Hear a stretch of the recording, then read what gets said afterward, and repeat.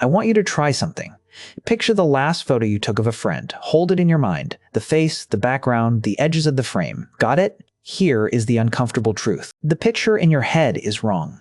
And it is wrong in a very specific, very predictable way. Your memory has added things that were never there. This is called a boundary extension, and it is one of the strangest, least known glitches in the human brain. Here is how scientists discovered it. In 1989, two researchers, Helen Intraub and Michael Richardson, showed people simple photographs. A rubbish bin on a lawn, a basket on a table, ordinary scenes, tightly cropped. Then they took the photos away and asked people to draw what they had just seen. The drawings were wrong. All wrong in the same direction. People drew the bin smaller, further away, with more lawn around it. They drew the basket with more table, more wall, more background. They drew the scene as if the camera had taken a step backwards. Every single person remembered more picture than the picture. The researchers thought it might be a fluke of drawing, so they tested it differently. They showed the same photo again minutes later and asked, "Is this the photo you saw?" People said no. They insisted the original had been wider. They confidently rejected the actual photo as a zoomed-in fake. It gets stranger. This is not a quirk of distracted adults. Children do it. Older people do it. Show a 6-month-old baby a picture and measure how long it stares, and the results suggest even babies do it. It appears to be built into everyone. Why would the brain do this? Why systematically remember something that did not happen? Because of what your eyes actually are. You feel like you are watching a wide, rich, continuous movie of the world. You are not. The part of your eye that sees in sharp detail covers an area about the size of your thumbnail held at arm's length.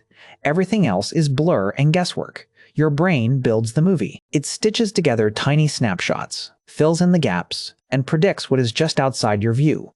When you look at a kitchen through a doorway, your brain has already sketched the rest of the kitchen. The fridge you cannot see.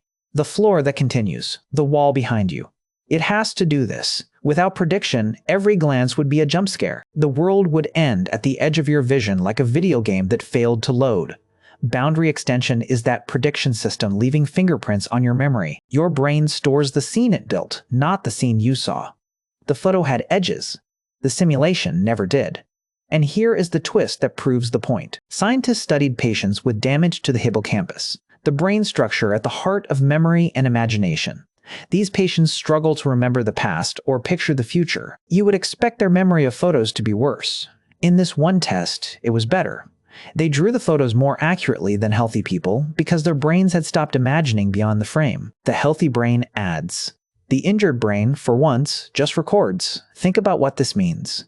The error is not a failure of your memory. The error is your memory working perfectly on a job you did not know it had. Its job was never to archive the truth. Its job is to keep a running model of the world so that the next moment never catches you by surprise. But there is a price, and the price shows up in serious places. A witness says, "I saw the whole scene, clearly. The weapon, the car, the street, they believe it completely, and some of what they saw. The edges, the context, the surroundings, may have been painted in by the same helpful brush that widens your holiday photos.